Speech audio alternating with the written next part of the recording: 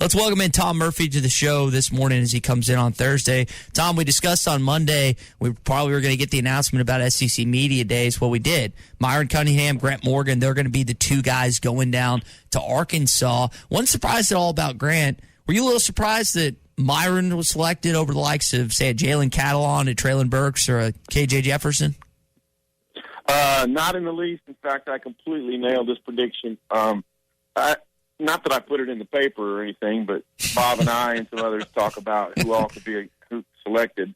It's a little harder for three because you're not sure if they're going to go two offense, two defense, or what have you. But, Grant Morgan was such a no-brainer that you felt the other guy would be on offense, and I thought would be a senior because I thought Traylon Burks, who, if he has a big year, he won't be back as a senior. I thought he would make some sense because he's a good story. He's an electric player, probably the most explosive player on the team. But I think Sam Pittman's a little bit old school when it comes to selecting guys to go to media days, represent the team.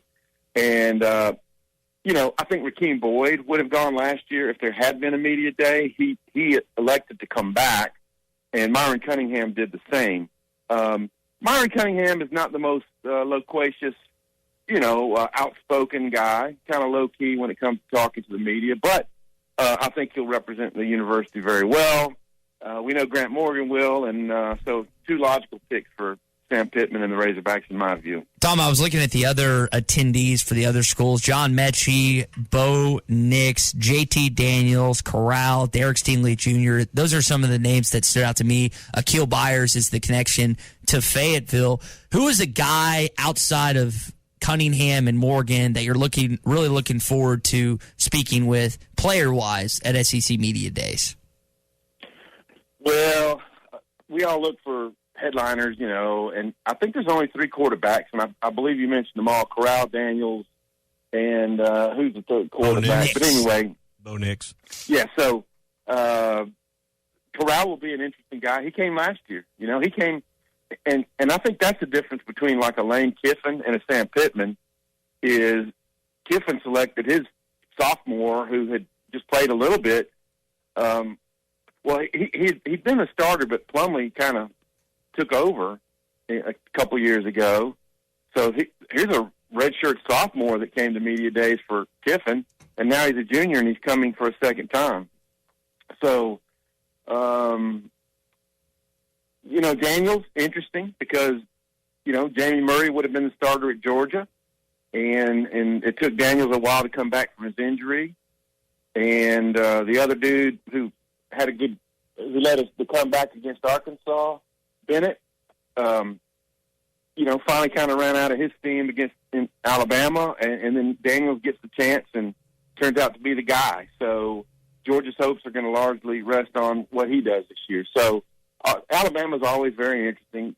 They went from being thought of as a pro-style, run-first deal with guys like Mark Ingram and Trent Richardson and Derrick Henry and all those to now being about the most explosive offensive team around.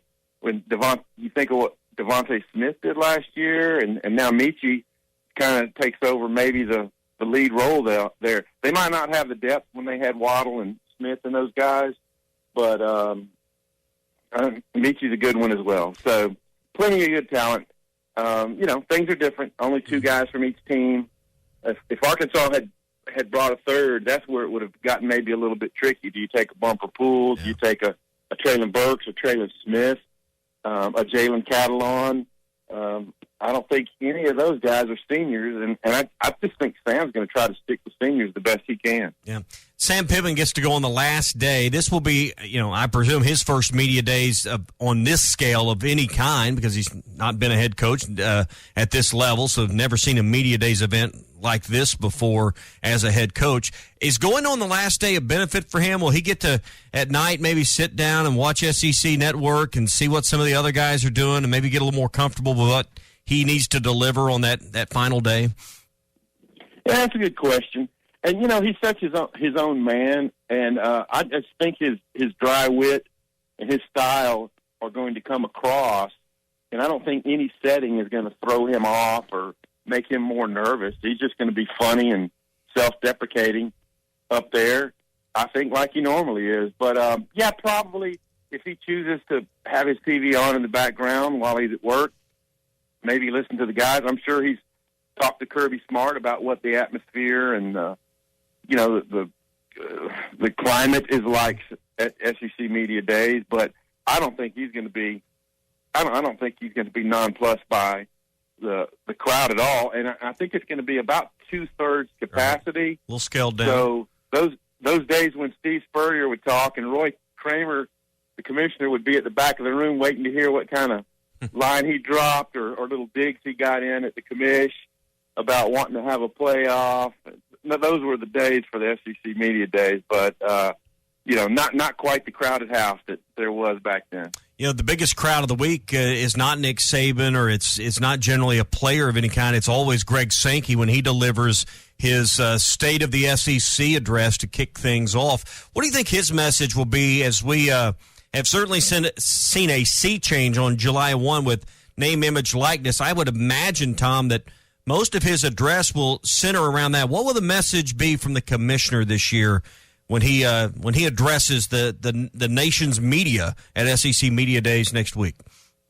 Right. Well, there's obviously a template for him to work from, which is SEC dominance, which in the 2021 school year didn't go anywhere, defending national champion in football and so on, and many other championships. But I do believe that he'll touch on NIL. And I also think he ought to touch on this. The Corona Bros lost last year, y'all. Mm-hmm. There was active pushing in the media for us to not have a college football season because of the risks. And the SEC and thankfully, the Big 12 and the ACC essentially stood together and made college football happen. And now you can look back on it and say, in my view, wise decision. Yeah. And the SEC had to have a strong backbone to make that happen. Because if you guys will remember, through the month of June last year, there was a strong push, and it almost felt like the national vibe was one of let's put off college football. And it was a financial bloodbath basically for college athletics last year, but not near what it would have been had there not been college football. So I believe, in his own way, he will tout the SEC standing strong and there being college football last year. And he'll talk about NIL, and he'll talk about COVID not being gone. I mean, that's why there's some limitations at this event. So, interesting. This will be a widely watched viewing of Greg Sankey. Not only should he call them out, he could put their tweets up on the big screens and call out names and point fingers. But will you please stand so I can honor you with the tweet you had last summer? But I don't think he'll go that far. But that would be riveting TV, and that would be riveting drama unfolding at SEC Media Days if he wanted to call names and point fingers. Well, I don't want to crow about it either. I don't think anybody should be in position to crow about it. But I think on this show and on my appearances on this show, we made it pretty clear. This is our livelihood. We didn't know all the answers about COVID, but we felt like there was a safe way to get it done. And by gosh, I think they pulled it off about as well as you could have. And I think without Sankey and leadership like his, it wouldn't have happened. And the willingness to do it. He was a willing leader. Yeah, I mean, look, if the Big 12 had the strongest voice in all this, I don't think there would have been, not the Big 12, the Big 10 and the Pac-12. If they had the loudest voices in all this, there wouldn't have been college football. And I think a lot of lives would have been worse off for that. Tom Murphy here with us on the Morning Rush. Tom, let's get into some contract news. Mike Neighbors has signed a new deal with the University of Arkansas that's going to put him through the 2026 season, 2025-2026. When you saw the news, what were your thoughts on the U of A extending and upping his salary? Essentially a no-brainer, because he's brought some electric atmosphere to not only recruiting, but attendance is up and performance is up, and Arkansas was in the national limelight last year for the upsets of UConn and Baylor. They didn't have their legs very well at the end of the season, and you can't dismiss that. That performance against Wright State and and the SEC tournament loss to Ole Miss were big downers. So he's got to find a way to have his team better prepped for the postseason. But still, things pointed in the right direction in the program. It's kind of like basketball all around at Bud Walton Arena, on the move, and well compensated, well rewarded for the work he's done, and I like it. Mike Neighbors is a savvy, cool guy, and a plus for the University of Arkansas. Another guy that got an extension outside of the University of Arkansas, former connection, is Tony Vitello. He gets a $1.5 million a year, also signed through 2026. Bringing it back home to Fayetteville, what does that do for Dave Van Horn and him potentially getting a new contract? Well, the bar's going up, and Dave Van Horn certainly has a longer, richer track record than Tony Vitello as a head coach. So when the time comes around, he'll be due a large raise. And again, they need to get back to the College World Series. They just caught a super bad break with the team that was sent here for the Super Regional, because NC State, they were in position, as everyone knows, to win the whole thing. And I think their pitching was set up that had they been able to had a full manpower against Vandy, I mean, they came close to winning the first game anyway. Mm-hmm. I think if they had won that game, they would have been set up, despite the fact they only used 5 big-time pitchers to win the whole thing over Mississippi State.